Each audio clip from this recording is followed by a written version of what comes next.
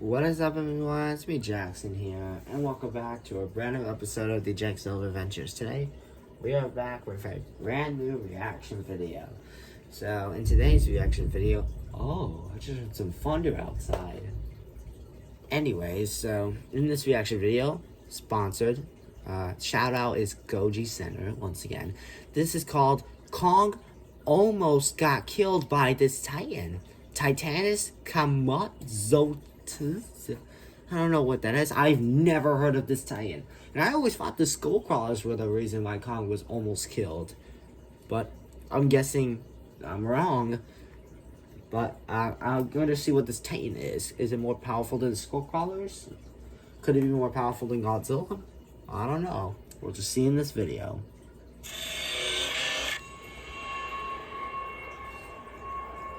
In the graphic novel Kingdom Kong, we find one of the most intense battles ever seen in the Monsterverse. A Titan prophesies to return, bringing chaos and death, and the one technically responsible for the destruction of Skull Island, Titanus camazotz.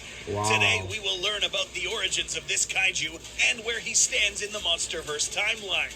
Join us as we cover his fight against Kong in detail to find out the truth about how powerful this Titan really is. If this is your first time here, please make sure you hit that subscribe button and ring that bell to not miss any of our episodes. Goji Center presents Titanus camazotz, Titan In-Depth Analysis. Before we witness this kaiju fight, let's very quickly talk about how you can also throw... Oh, come on. Number one, the timeline. The word camazotz originates from a Mesoamerican word that literally means death bat. This so-called camazotz was a deity worshipped by the ancient Mayans and Zapotec natives near the lower regions of Mexico and Central America. Wow. This dude was synonymous with night, blood, death, and sacrifice. Ew. Precisely the type of stuff that describes our modern Monsterverse rendition of Titanus camazotz. This Titan, according to the Monsterverse timeline, first appeared on the Earth's surface during the cataclysmic events that happened in 2019. Unlike the other 17 Titans and counting, this kaiju was not held in a monarch facility. This was one of those kaiju that appeared out of nowhere and was not accounted for. It's currently unknown where this Titan first surfaced from, but here's what we do know. In the graphic novel Kingdom Kong, it is mentioned that this kaiju resided somewhere near an entrance to the Hollow Earth. So after the events of 2019 were over, camazotz retreated back to this layer of the Earth and somehow found its way underneath one of Skull Island's caverns. But not just any cavern. The cave that camazotz landed on was the one that held a vile vortex, similar to the one that appeared in GVK in Antarctica. Yes, Skull Island had one of these too, but this one was classified. Another important event that is currently going on is the fact that there were a few storms that Ghidorah left behind. You may remember the scene when Ghidorah and Rodan had their first confrontation. This storm never went anywhere. In fact, this one headed straight to Skull Island, traveling through the Pacific Ocean and making landfall right where this vortex was. But why? Upon further observation, Dr. Brooks here figured out that something was traveling in and out of the vile vortex, causing tremors to occur and further attracting this storm closer to the island. Wow. But what or who was penetrating this vortex's veil? This was none other than Titanus camazotz. To really embrace life, dang it, you just have to learn to let go. That's right, folks. This is why Skull Island turned into this stormy hell that we witnessed in GVK. Why is this important? Remember, camazotz, being a bat titan, thrives in areas where there is no sunlight. An island blotted out of the sun by a storm would then allow camazotz to come out and proceed its warpath of death and destruction. In the book, camazotz was the titan who pierced this vile vortex, causing tremors along the island and also bringing the storm to Skull Island. During the storm's arrival, an excavation team blasted a hole to access this vile vortex underneath Skull Island. It just so happened to be right where camazotz was resting. Upon waking up, camazotz now saw his opportunity to arise, thanks to the storms that were covering the sun, setting the stage for a fight against Kong. Number 2, the fight. Before we begin analyzing this fight, let's first quickly run through this Titan's corporal stats. This kaiju measures a massive 164 feet while standing and has a wingspan of around 402 feet. Oh, there are no specifications on how heavy this kaiju is, but because it can go airborne, we can guess that this kaiju was much lighter than its opponent. Its armor is made of lightweight, ultra-resistant material, flexible enough to also be used as a weapon. Let's not forget to mention these little guys. These don't have an official name, but are basically miniature versions or minions that follow this Titan's commands, always accompanying him wherever he goes and while doing his bidding.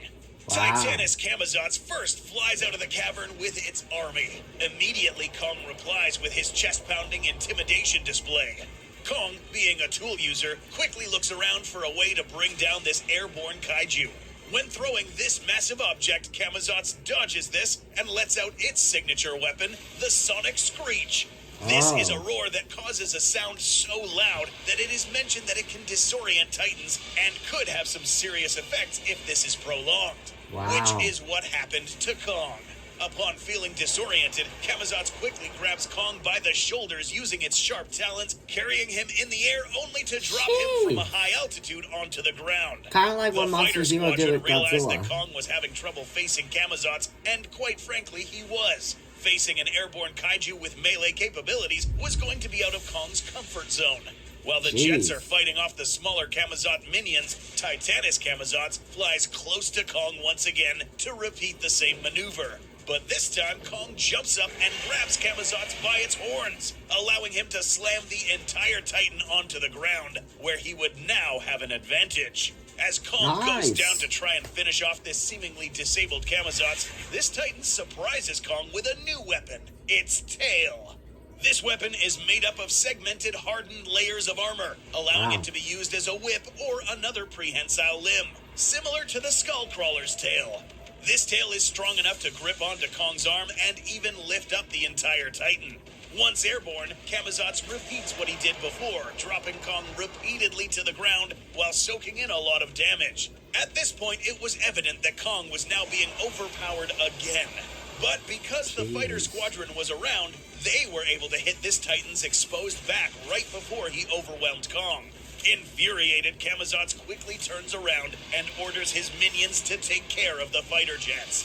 While camazotz was ordering them to attack, Kong quickly finds an opportunity to chokehold this kaiju in an attempt to suffocate it. Kong now has camazotz right where he wants him, but is countered by yet another sonic screech, this time right at Kong's ears.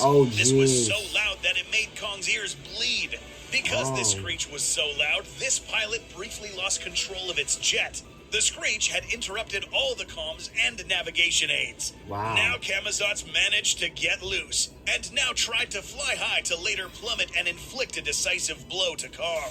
Meanwhile, Kong was back on the ground, struggling against the overwhelming swarm of minions. Camazotz was preparing to dive into Kong in an attempt to finish him off with a decisive blow, but right before Camazotz reached Kong, the same pilot regained control of her jet and managed to break the sound barrier right in front of Camazotz, causing a flash that instantly blinded him, making this Titan lose control and crash hard onto the ground. Upon seeing what had happened, Kong quickly ran up to Camazotz to land blow after blow, similar to what he did later against the Warbat. With camazotz now defeated, Kong now drags its weakened body close to the hole where it came from. Before getting thrown down, camazotz made one last attempt to screech at Kong. But right before it managed to roar loud enough, Kong swung at camazotz with full power, knocking this kaiju unconscious. Camazotz was thrown back down to the caves surrounding the vile vortex, while his minions followed their unconscious leader back down to the depths of the earth. But the real damage had already been done. Because camazotz had breached this veil already, the effects of breaching had now caused earthquakes, but most importantly, it had now attracted a devastating storm on Skull Island, making this place uninhabitable. Knowing all this, let's now talk about what the future holds for Titanus camazotz. Number 3, the aftermath.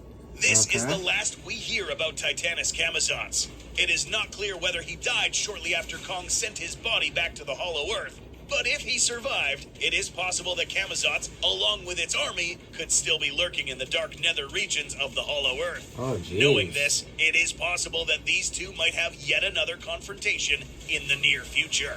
Especially now that Kong lives in the Hollow Earth. Oh, yeah. While it is true that Kong was overpowered by this Titan, we find that this could have ended differently had Kong possessed a handheld weapon prior to this fight. What do you think would happen if these two Titans met again? Do you think Camazotz is the next big MonsterVerse villain? Let us know in the comments. Please subscribe to our channel if you want to see more fun kaiju documentaries, and if you want to see them in Spanish. Well, I guess that's the end. Wow. Can't believe that creature is the Camazotz was the reason why that giant storm was created. And I wonder if he's gonna come back. Well, guys, that's gonna be it for today's video. If you guys like this video, make sure to like, subscribe, and we hope you have a wonderful rest of your day. We'll see you guys in the next video. Bye!